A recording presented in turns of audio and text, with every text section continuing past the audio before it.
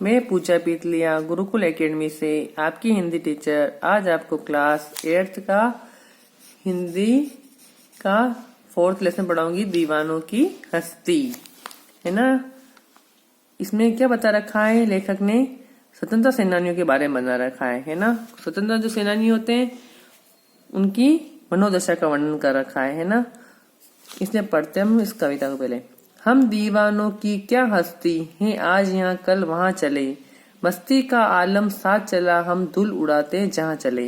इसमें क्या बता रखा है कवि ने कि है ना, आए बनकर उल्लास अभी, आंसू बनकर वह चले अभी, सब कहते ही रह गए अरे तुम कैसे आए, कहाँ चले गए, कहाँ चले, है ना।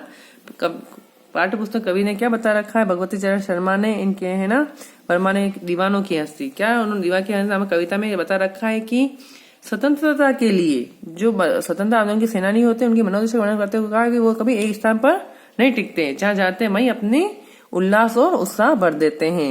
तो कवि क्या कह रहा है कि ना आजादी के लिए अपना सर्वस्व लुटा देने वाले, मतलब आजादी के लिए अपना सर्वस्व लुटा देने वीरों का मन जोश से भरा हुआ है। किससे भरा हुआ है?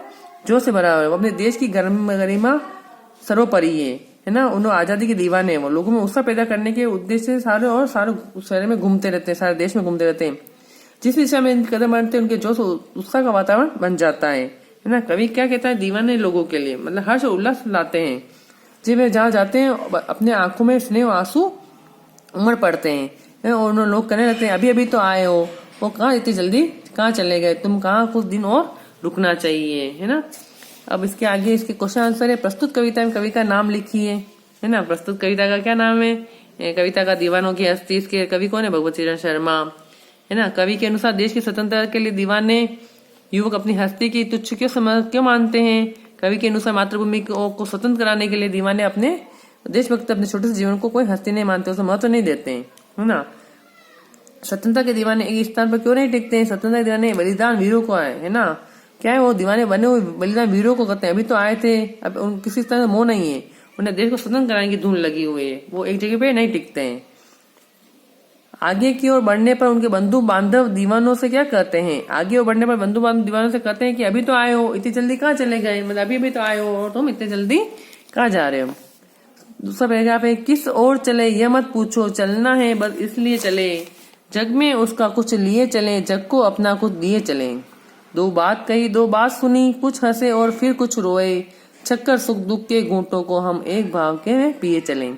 क्या बोल रहे हैं कवि? प्रस्तुत पंक्ति में कवि कह रहा है कि दीवानों के मस्त है ना स्वभाव अपनी गतिविधि में बनाने के कभी सुख दुख तो समान है, आते और जाते रहते हैं।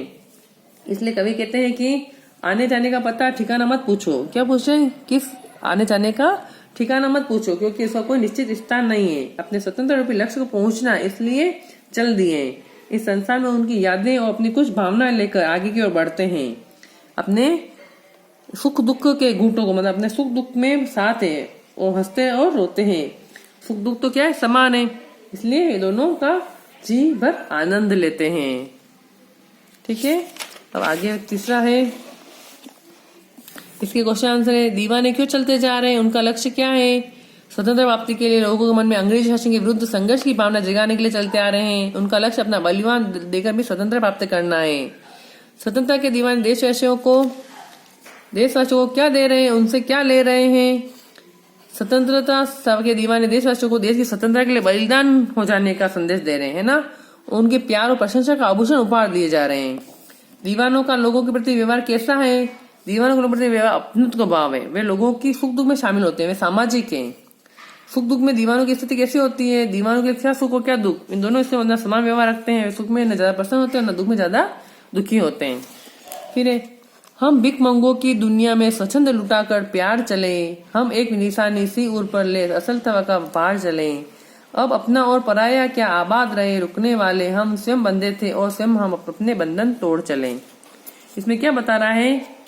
दीवानों की हस्ती कविता में बता रहे हैं कि दुनिया की स्वार्थी प्रवृत्ति है और दीवानों के सर्वस्व समर्पण करने की प्रवृत्ति की ओर संकेत किया गया है ना। देश के लिए दीवाने बलिदान कहते हैं कि देश में सब कुछ चाहते रहते हैं, देश के लिए सब कुछ देने की बात सोचते हैं। ये लोग भिखमंगों के समान है।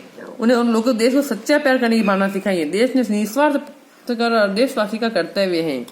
देश प्रेम के दीवानों ने इस बड़ा पछतावा होता है कि निरंतर प्रयत्न करने पर भी वे देश को स्वतंत्र नहीं दिला पाए।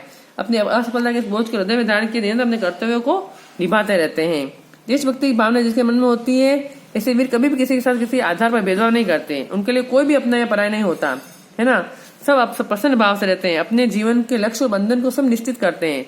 अपने बंधे रिश्ते नाते तोड़कर बलिदान के लिए अपने पथ पर आगे बढ़ते रहते हैं। उन्हें परिवार को छोड़कर है ना अपने स्वतंत्र देश को स्वतंत्र कराने के लिए स्वतंत्र यानी आगे रहते हैं। कवि ने भिखमंगों की दुनिया किसे बताया? निजी स्वार्थ के लिए देश की निरंतर सुविधा चाहने वाले देशवासियों को भिखमंगी की दुनिया बताया है। कवि ने इस दुनिया को कैसा बताया है? कवि ने दुनिया को डूबे देशवासियों को भिखमंगा बताया। और दुनिया स्वार्थी है, केवल लेना ही जानती, देना नहीं जानती है। दीवाने के सीने पर किस निशानी का भार है? दीवानों की स्वाधीनता के लिए वो संघर्ष किया, किंतु बहुत प्रयासों के बाद उन्हें सफलता प्राप्त हुई। असफलता की निशानी उनके सीने पर भार है।